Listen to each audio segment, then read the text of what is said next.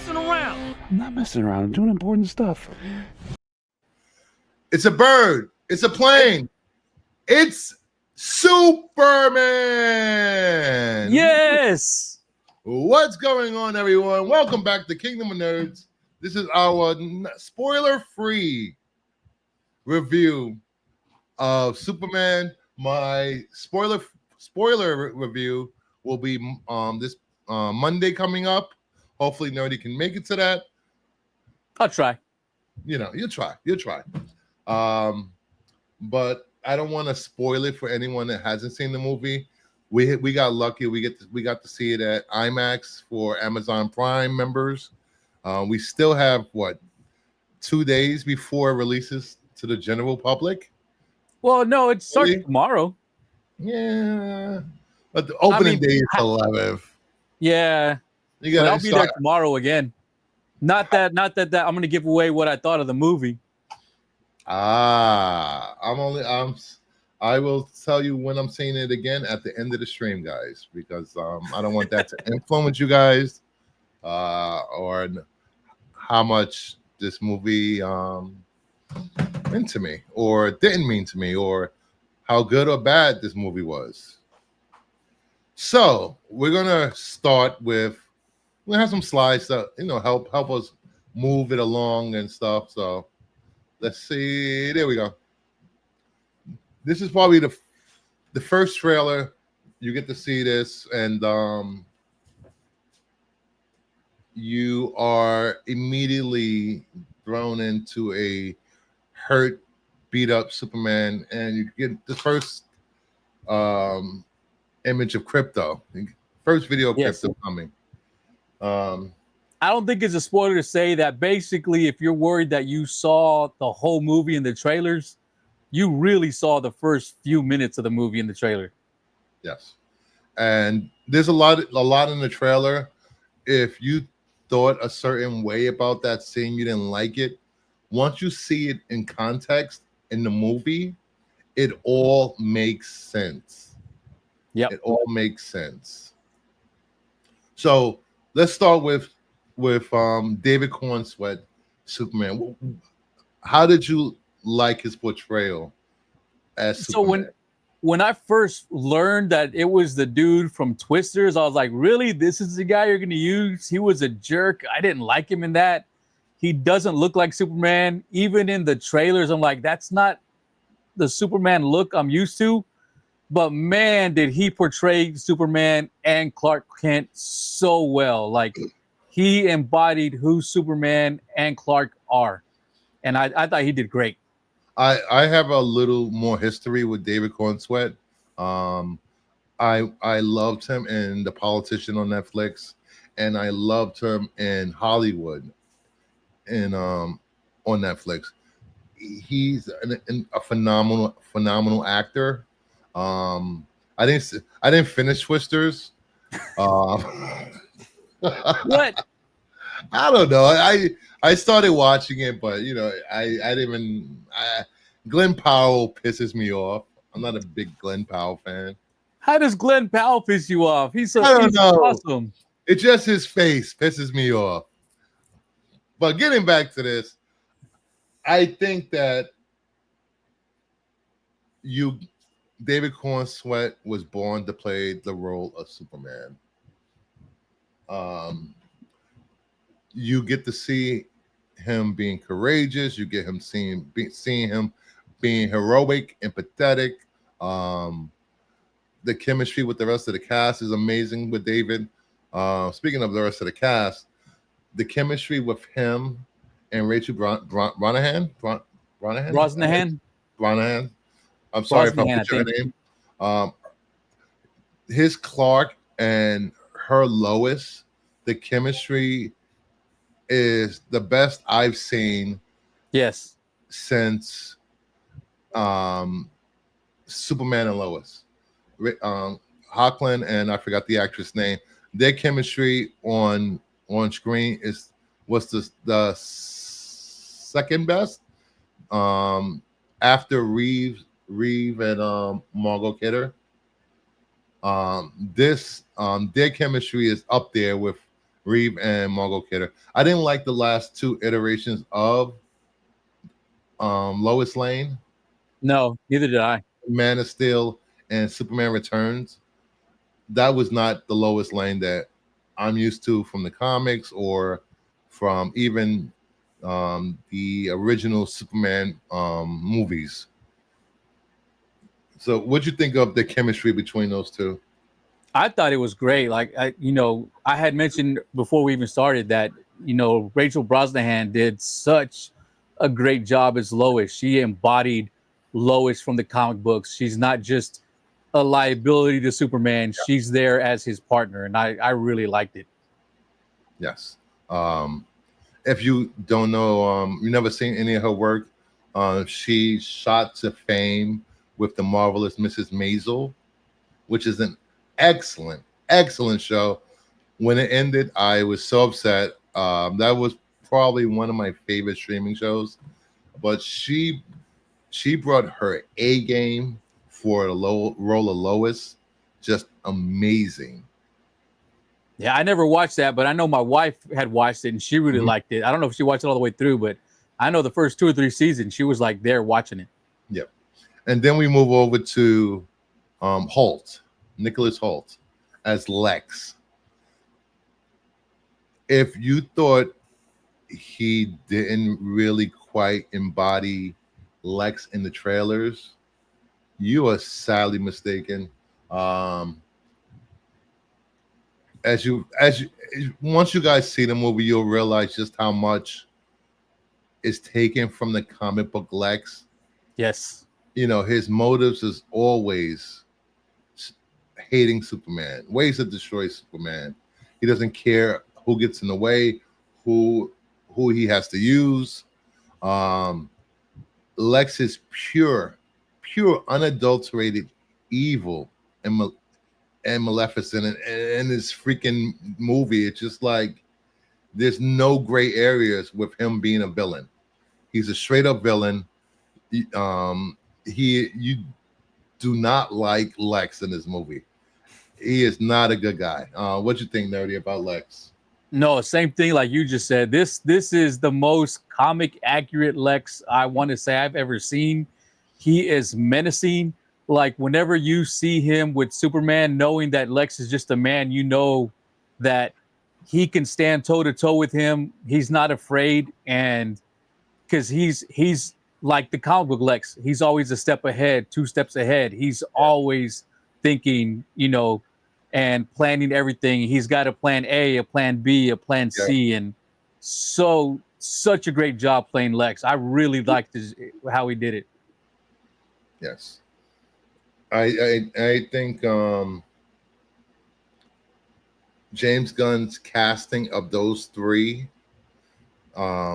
they are the heart of the movie, and everyone else is a really good supporting character around them. Yes. And it just elevates the movie even more with the quality of acting and storytelling that's presented to these actors to work with. And we talk about the Fortress of Solitude. That was a great scene. I put this up. I love the robots. It was a harken back to Silver Age. We need to see more robots in the comics. Bring them back. Yeah, but Krypto. You can tell he got that from. I mean, they've been around for a while, but you know how he was always showing off the All-Star Superman. I mean, it's basically what you saw in that.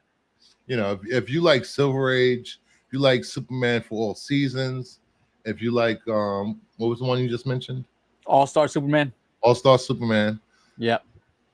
That is where he drew most of his motivation for Superman. And it's just mind-blowing how well he got Superman right. Krypto, what'd you think of Krypto? So I like Krypto, but he was a rogue in this movie. Like you didn't know if he was going to help or not, and it was frustrating. But I did like him in general, but that was frustrating. But if you've ever had that rambunctious dog that you just love, but just never listened and did whatever it wanted. That's Krypto in this movie. It's funny. My best friend Will, he has a husky.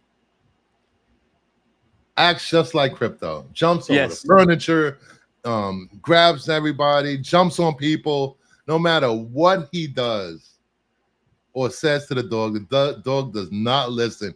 Not a well-trained dog, but he's so lovable. Krypto, for me, you don't even realize that it's a CGI dog throughout the whole movie. The CGI for Krypto was done so well. It was, because I know a lot of people were complaining that he was CGI, and I was watching it. I was trying to really, instead of just enjoying the movie, I was trying to scrutinize it to see if I could see it. And yeah, you can tell when you look for it, but once you stop paying attention to it, like it's just a dog on the screen. Yeah, exactly. Then we got introduced to some controversial characters. The Justice Gang, Guy Gardner, Hawk Girl, and Mr. Terrific. I know people didn't like Nathan Fillion being cast as Guy Gardner. They hated the hair, but Nathan Fillion is Guy Gardner. Yes, absolutely. He's such an asshole.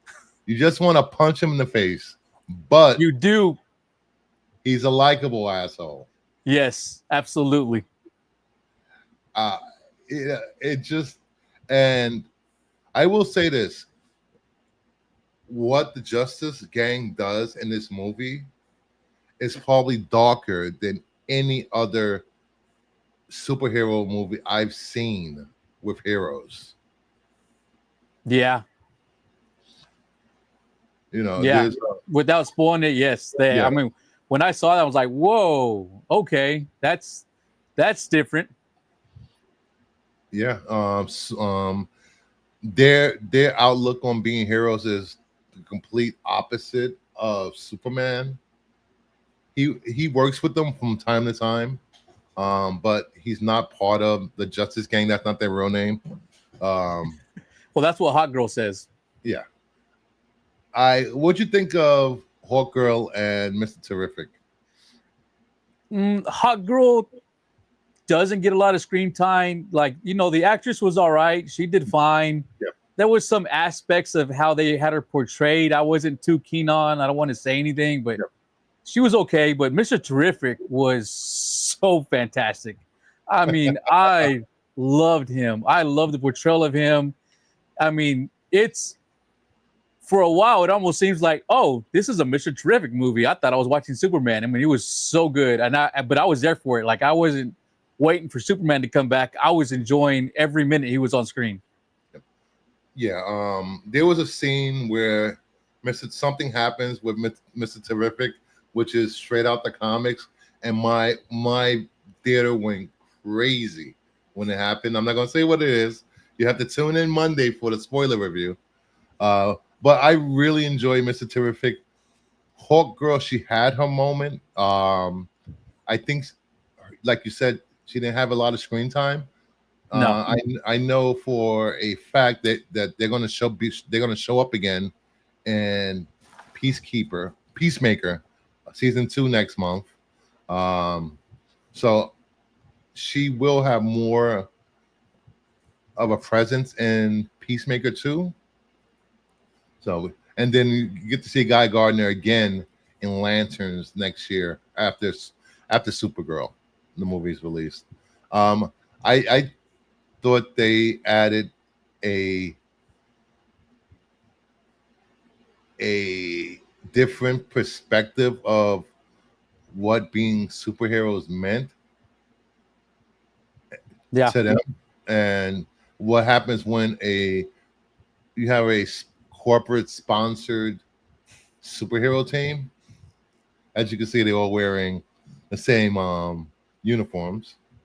I'm not gonna lie, Guy's jacket, I would wear that. with the Green Lantern right there on the sleeve. I would wear that. I do like that jacket. Yeah, that's nice. And the lantern belt. I would rock the lantern belt to a party though.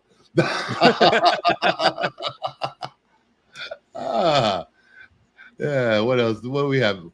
What do you think of the engineer, Ultraman, and Sergeant? What's his name? Flag. Rick Flag Senior. So I mean, it was nice seeing what's his name? Gruffalo? Frank Grillo.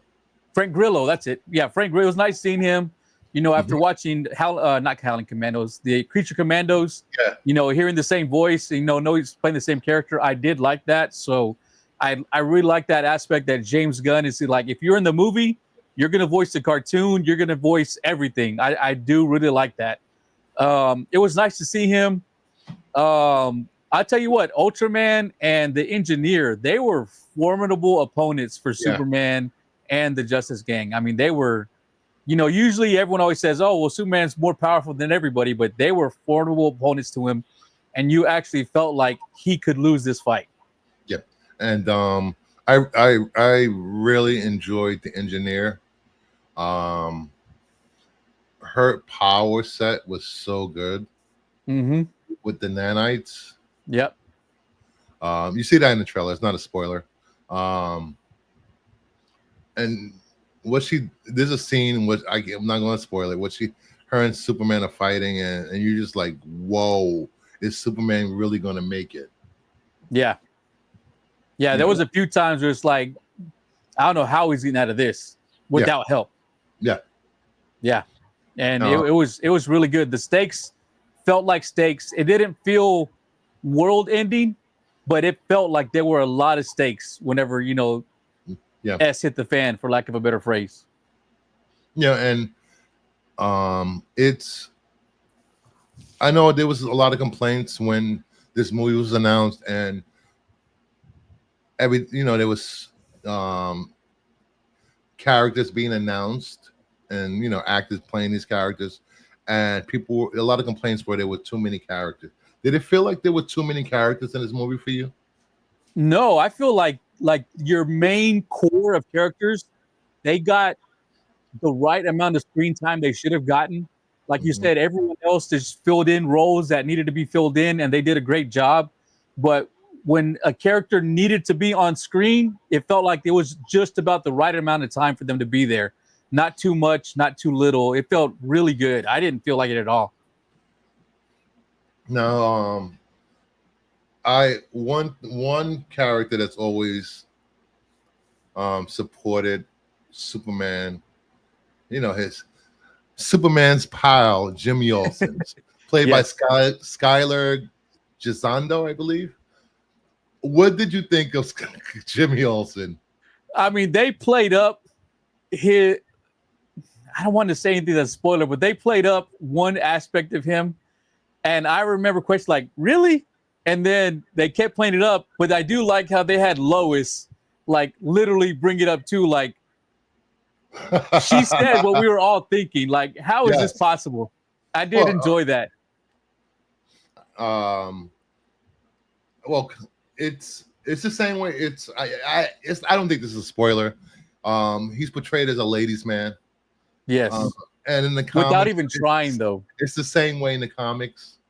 It's always been like that in the comics. He's always been women are always attracted to him for, I don't know what it is. I don't know if it's him being goofy or Superman's friend or news reporter, but women seem to love him. I thought he was hilarious in this. Speaking of that, let's talk about Ma and Pa Kent. I really liked them. They felt like just loving parents who love their boy. They don't see him as Superman. Yeah, that's just their boy, and no matter that he's pretty much invincible and he's so powerful, they're concerned of him being hurt. They care about him. They worry about him, just like if he was any kid. Yeah, and I really love that aspect of it. I agree. I know, being from the South, I know grandparents like this. I know parents like this. They love their child unconditionally, instill these values that are unwavering. And there's this this scene right here was one of a couple of scenes that brought tears to my eyes. Brought tears to a lot of people. I heard a lot of audible, like, trying people trying, Sniffles. like Yeah. that, trying to hold it in. The friends I went with to the movie with, they both, I see them wiping their eyes. This was such a heartfelt scene. The trailer does nothing for this scene. No, it doesn't. Oh my god, it's so good. So amazing and perfect casting for them. Um, I can't say more about Ma and Pa Kent. This is, you see where Clark gets this ideal of hope and honesty and just trying to be overall a good, kind person. Yep. Yeah, they were great. I loved it when he was at home, Yeah. getting to meet them. And how his dad, already forgot Lois's name and says the wrong name, Yes, that was great. just like And you would expect. and his mother not knowing how to use technology, her phone. Yes, you screaming know, into the speaker. I know a lot of older adults that don't still they don't use technology. They don't want to learn technology. You have those people in your family. It's funny because I do know a lot of people like that, but I lost my mom 3 years ago. But my mom was 79. She was sending text messages. She was Yeah. sending screenshots. She would clip a YouTube video and share that YouTube video. I'm like, man, Ma, look at you. Look at you go. That's awesome. Or then there's Uh, other people who are like they can't even look up their text messages. I have a friend like that. His mom is like 55, not even that old, Yeah. and she can't. She'll try to text. She'll end up calling the wrong person, or she'll try to FaceTime, and it'll be like a blank screen. It's so weird with tech. But this scene sparked a lot of controversy because they're like, Yes. "Oh, why is Superman sitting there with Lois?" Once you see this in context of the movie, you're like, "Oh, you will get it." And Yes. this scene with Lois and Superman was one of the other really good interactions with them in the movie. You know, what did You you know, think? Right. it's funny because unlike most Superman movies, there's not a lot of Lois and Superman in the movie. You get a Yeah. lot of Clark and Lois, but not Clark and or Lois and Superman. And it actually worked because whenever you did see them together, it's like you've been waiting for it, but then you also see the difference in their partnership when it's them two, Yeah. opposed to her and Clark. Yeah. Uh, that brings up another point. Corn Sweat actually played two parts. He played Clark and he played Superman. We haven't Yes. gotten that in a while in the movies. We got that in Superman and Lois, where you can actually tell the difference between Clark and Superman. And I Yep. think Corn Sweat did an amazing job um, playing both characters. Um, Before we wrap up this video, there's been a lot of talk about the tone of this movie. How did you feel the tone compared to other uh, versions of Superman in the past with this So movie? I was thinking about that because I know there's the people who love how dark, you know, the Snyderverse was, and how this is going to be too colorful and cheerful. And Yeah. it was more colorful. It was more cheerful. There was more jokes, but there was some stuff in here that was darker than anything Snyder put on screen. And that really shocked me whenever that happened. But I feel like since you weren't expecting it, it felt, it had more weight to it. It didn't feel like it was just gratuitous. It Yeah. felt like there was weight to what you just saw, and it's like, wow, I was Exactly. not expecting that. Yeah, exactly. I am. I enjoyed Man of Steel. Yeah, Um, I liked it. I enjoyed it. um, Me myself. I understand people liking serious, darker versions of heroes. Um, I am more happy-go-lucky. Let's be entertain me for 2 hours. I want to have fun. I don't want to, if I want a dark superhero, no disrespect to anybody that loved Man of Steel. Um, I'll go watch a Batman movie. I want Superman to be Hopeful. funny and quirky and just making mistakes and doing what's right, what he thinks is right, even though it causes a whole big thing in the movie. Um I And if you're worried about origins, you don't have to. Yeah, we don't need to see that. It's not an origin movie. I don't need to see a goddamn baby in a goddamn rocket ship Yeah, crash landing on Earth anymore. that symbol that Bruce has on his cap, everybody knows what that means. Everyone knows what it represents. Everyone knows the backstory. And James Gunn just says, everyone knows this. I'm just going to give you the movie where he's already here, and let's go. Don't get me wrong.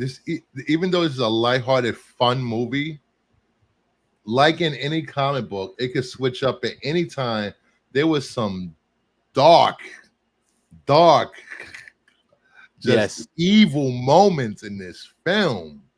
Yeah. Um, Like I was completely shocked whenever those few moments happened.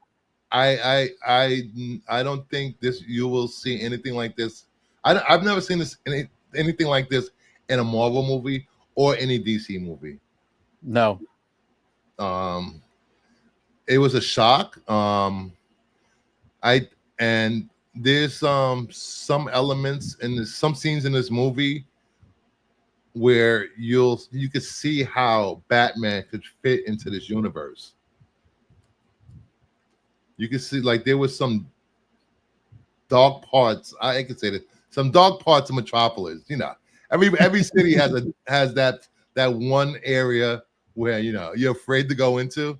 I think if they did that, that is Gotham. So I could see.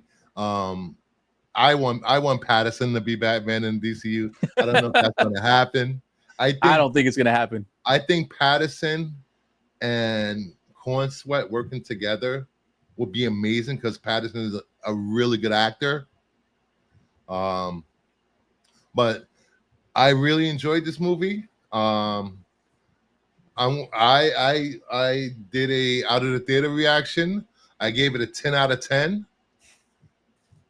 I stand by that because it gave me everything I wanted to see. I wanted to see a comic book accurate Superman. I wanted to have fun during this movie.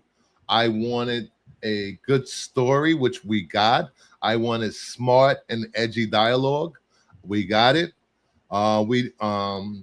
If you're worried about the amount of jokes in it, the amount of jokes in this is not on the same level as Guardians of the Galaxy. Guardians of the Galaxy No. or what was the Love and Thunder?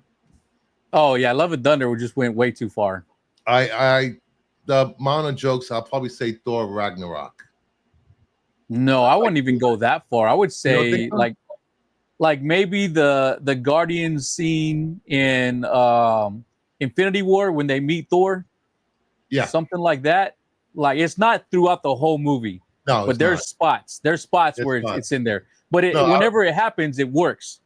no, I was talking about the Ragnarok where it was an even keel of jokes versus non-jokes in the movie. No, I feel like Ragnarok had way more Yeah, jokes. wait, maybe I it's time loved for it. me to. Don't get me Maybe wrong. it's time I watch Ragnarok again. Yeah, Ragnarok had a lot of jokes in it. It wasn't to Love and Thunder level where they just overloaded it, Yeah. but it had a lot in it. You know, and I've been called a DC fanboy. I am a DC fanboy. People say I was going to love this regardless, but I will say I loved Ironheart. I loved Agatha.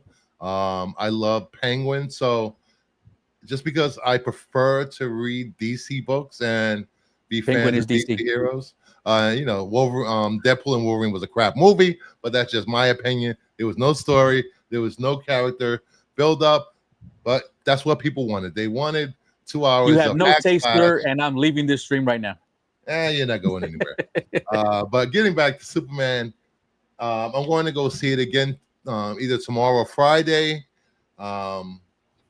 So I highly recommend this. Don't take my opinion. Go to Take the mine. movie theater and don't take his either. Go to the movie, see it for yourself. Currently, it has an 85% critic score on Rotten Tomatoes and a 96 audience score. Well earned. Which, like I said before on many streams, that is not the actual score. That is the percentage of people that actually like this movie. Anything you want to say? Go ahead. I understand that you know, if we went early, we got the early screening tickets. Obviously, we were trying to see this as soon as possible because we're both Superman fans. And probably the same thing for the people at the theater. But the people at my theater, as soon as the movie was over, they clapped and they cheered. Yeah, like you could tell they were Superman fans and they got exactly what they wanted. There were a lot of families in my theater with kids ranging from like 5 to like 10. Yes. And the children were laughing more for the jokes than the adults were. You could hear their little laughters. Yeah. In the theater. It was like maybe 200, close to 200 people in my theater. Huge theater. So hopefully this movie gets a new generation of Superman lovers, and they would want to go out and read about Superman and Lois, and get some Lois and Superman cosplay, some Mr. Terrific cosplay, some Green Lantern cosplay. I don't know about Hawk Girl cosplay, but and there's some surprises in this movie that pleasantly surprised. And I will say this about the last thing: Superman is not a setup movie for the next project. No, it doesn't feel like that at all. It's a complete movie. There is a start, a middle, and then a complete character arc. The hero's journey, as people want to call it. You get it all in this movie, and it's not leading into something else or waiting. It's not doing the Marvel formula. No. If this was the only movie that James Gunn was going to direct, you feel like that's what you got, because there's nothing left on the table where it's like, oh, if this does well, this can happen. No, none of that is in here. Yep, exactly. But Bruce said it was a 10 out of 10. So my level is by how much the satisfaction I had watching the movie at the theater. So my highest point was Endgame. That was my highest point. That's a 10 out of 10 for me. I love that movie. Seeing it opening nights with all my nerd brothers and sisters was amazing. Seeing Cap pick up the hammer was amazing. That's my 10 out of 10. But that was worked up to over years. I would say maybe Infinity War was around a 9. I would give this an 8.68, which is great considering there's no build up. It's just Superman.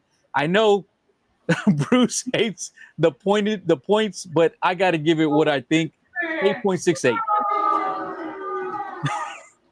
Boo this man.